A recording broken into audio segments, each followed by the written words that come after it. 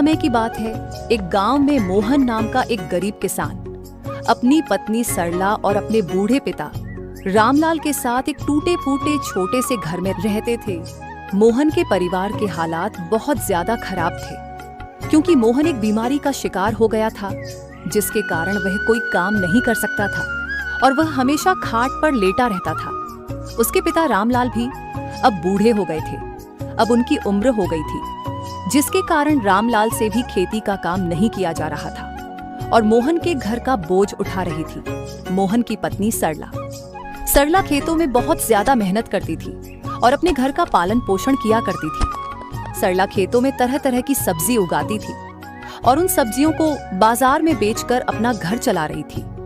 वह हर रोज ताजा ताजा सब्जी तोड़कर अपने गांव के बाजार में बेचने जाती थी और अच्छी अच्छी सब्जी बेचती थी और अच्छा खासा मुनाफा कमाती थी और सारे गांव वाले सरला से ही सब्जियां खरीदते थे और फिर गांव वाले सरला के पास सब्जी खरीदने आते हैं।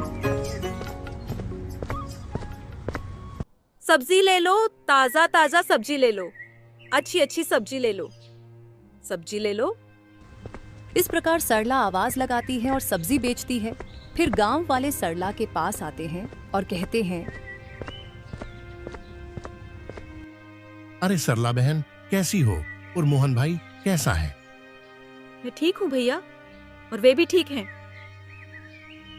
अच्छा तो सरला बहन, मुझे कुछ सब्जियां खरीदनी थी, तो बताओ टमाटर और आलू का क्या भाव है? भैया, टमाटर 40 और आलू 30 रुपए किलो हैं। तो सरला बहन, मुझे 1 किलो टमाटर और 1 किलो आलू दे दो, और अच्छे अच्छे देना बहन। ठीक है भैया, अभी देती हूँ और अच्छी अच्छी ही दूंगी। इस प्रकार सरला सब्जी बेचती है और वह सब्जी बेचकर अच्छा खासा मुनाफा कमा लेती है, क्योंकि पूरे बाजार में ताजा और स्वस्थ सब्जी केवल सरला के पास ही मिलती थी, जिसके कारण पूरे गांव वाले सरला के पास ही सब्जी खरीदने आते थे। फिर पूरे दिन सब्जी बेचने के बाद शाम होते ही सरला अपने घर वापस आ जाती है और फिर घर आते ही सरला के पिता रामलाल, अरे बेटा, तुम आ गई हो। आज बहुत देर कर दी तुमने। हाँ पिताजी, आज दुकान पर भीड़ बहुत ज्यादा थी, तो आज थोड़ी देर हो गई। कोई बात नहीं बेटा। चलो ये बताओ, आज का दिन कैसा रहा? आज कितनी सब्जी बिकी है बेटा? आज का दिन बहुत अच्छा था पिताजी, और आज अच्छी खासी सब्जी बिकी थी। साथ में आज कमाई भी ठीक ठाक हुई है। इस प्रकार वे दोनों आपस में बातचीत करते हैं और रामलाल सरला से सारी बात पूछता है। फिर अगले दिन सुबह होते ही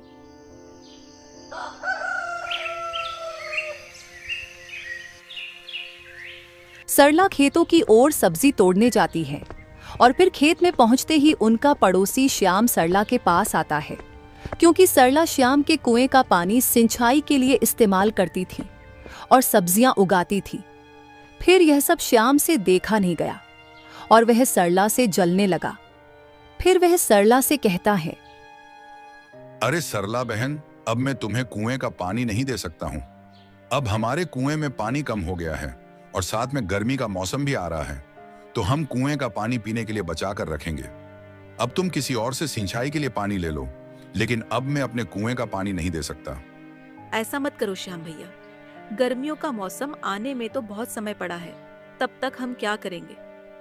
अगर आप कुएं का पानी नहीं दोगे तो हमारी पूरी फसल खराब हो जाएगी।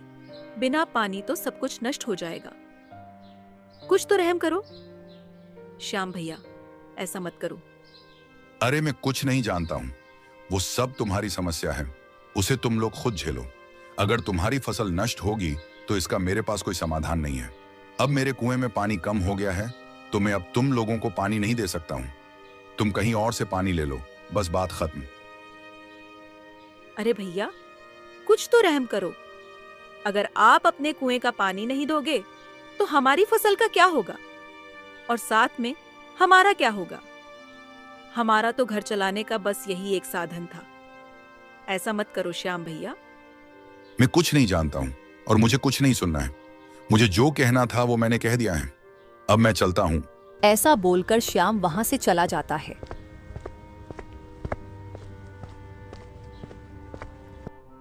फिर सरला पानी और अपनी फसल को लेकर बहुत ज्यादा उदास हो जाती है। और फिर शाम होते ही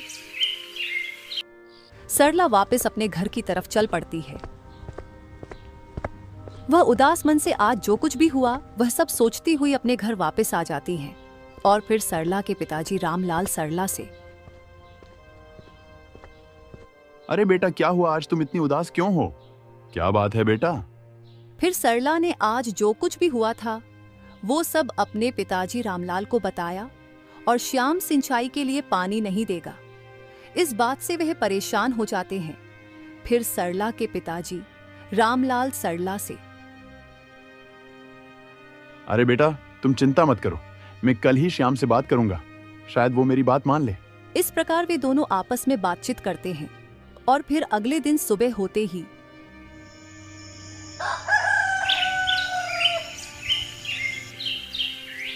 रामलाल श्याम के पास जाता है और श्याम से कहता है,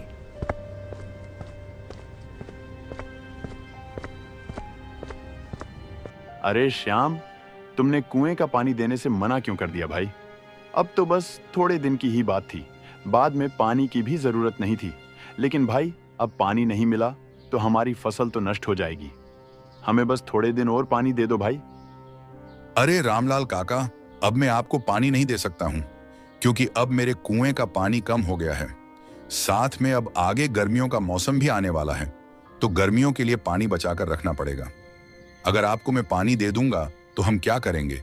फिर हम कहां से पानी लाएंगे? अरे भाई, गर्मियों का मौसम आने में तो बहुत समय बाकी है, तब तक हम क्या करेंगे? ऐसे में हमारी फसल तो खराब हो जाएगी भाई। अब तो बस कुछ दिन की ही बात थी। अरे रामलाल काका, तुम्हारी समस्या तुम खुद झेलो, मेरे पास इसका कोई समाधान नहीं है। लेकिन अब मैं आप लोगों को पानी नहीं दे सकता हूं। इस प्रकार रामलाल काका के लाख जतन करने पर भी श्याम अपने कुएं का पानी नहीं देता है और वह मना कर देता है। फिर रामलाल उदास मन से वापस अपने घर आ जाता है और फिर सरला अपने पिता रामलाल से, क्या हुआ पिताजी? श्याम भैया ने कुएं का पानी देने से मना कर दिया क्या? हाँ बेटा, श्याम ने अपने कुएं का पानी देने से मना कर दिया है। अब क्या करें बेटा? अब हमारा और हमारे खेतों का क्या होगा? ऐसे में तो हम भूखे मर जाएंगे। आप चिंता मत करो पिताजी, ऊपर वाला सब ठीक कर देगा। आप बस उन पर भरोसा रखो पिताजी। हाँ बेटा, बोल तो तुम सही रही हो। चलो, जो होगा वो देखा जाएगा। इस प्रकार वे रामलाल और सरला दोनों आपस में बातचीत करते हैं और दोनों बहुत ज्यादा उदास हो जाते हैं, क्योंकि अब उनकी फसल का नष्ट होना तय था और श्याम ने अब पानी देने से भी मना कर दिया था। अब उन लोगों के पास पानी का कोई साधन नहीं था। फिर अगले दिन सुबह होते ही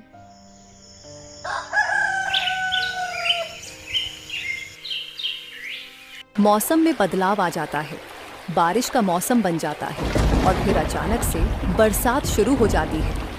फिर ये सब देखकर रामलाल और सरला बहुत ज्यादा खुश हो जाते हैं, क्योंकि अब उनकी फसल नष्ट होने से बच जाती है और अब उनको पानी की भी जरूरत नहीं पड़ेगी। फिर सरला अपने पिता रामलाल से, अरे पिताजी, देखो आज बारिश आ गई है, अब हमें पानी की आवश्यकता नहीं होगी और अब हमारी फसल भी नष्ट नहीं होगी। हाँ बेटा, तुमने सही कहा था कि ऊपर वाला सब ठीक कर देगा। देखो बेटा, आज भगवान ने हमारी सुन ली है, अब हमें कोई परेशानी नहीं है। हाँ पिताजी, अब हमें किसी से भी पानी लेने की आवश्यकता नहीं है। अब हमारी फसल इस बारिश से बहुत अच्छी होगी। फिर हम आगे अपने खेत में अपना ही कुआं बनवा लेंगे। हाँ बेटा, तुम सही बोल रही हो। ठीक है पिताजी, मैं अब खेतों की ओर जाती हूँ। ऐसा बोलकर सरला अपने खेतों की ओर चल पड़ती है और आज वह बहुत ज्यादा खुश थी, क्योंकि आज बारिश हो गई थी, जिसके कारण अब उन्हें पानी की आवश्यकता नहीं होगी। फिर सरला अपने खेत में पहुंचते ही देखती है कि उनकी फसल बहुत अच्छी हो गई थी। सारी सब्जियां हरी भरी दिखाई दे रही थीं। फिर यह सब देखकर सरला बहुत ज्यादा खुश हो जाती है। फिर उन सारी सब्जियों को तोड़कर वह बाजार में बेचती है। ताजा ताजा सब्जी ले लो, अच्छी अच्छी सब्जी ले लो, सब्जी ले लो। और बहुत ज्यादा मुनाफा कमा लेती हैं। वह हर रोज सब्जियां तोड़कर लाती और अच्छे दाम में बाजार में बेच देती। फिर ऐसे ही सब्जियों का काम बहुत अच्छे से चलता है और वह अपने खेत में अपना एक कुआं भी बना लेते हैं, जिससे वह सिंचाई करते हैं। और अब उन्हें किसी से भी पानी लेने की आवश्यकता नहीं होगी और खुशी खुशी अपना जीवन यापन करते हैं। इस कहानी से हमें यह सीख मिलती है कि हमें कभी भी हार नहीं माननी चाहिए और हालात कैसे भी हो हमें उनसे लड़ना चाहिए, क्योंकि ऊपर वाला कभी ना कभी हमारी जरूर सुनेगा और एक दिन अच्छे दिन भी लाएगा। इसलिए हमें भी सरला की तरह कड़ी मेहनत करनी चाहिए, क्योंकि मेहनत का फल मीठा होता है और जो मेहनत करेगा उसे फल जरूर मिलेगा। इसलिए जिंदगी में कभी भी हार मत मानो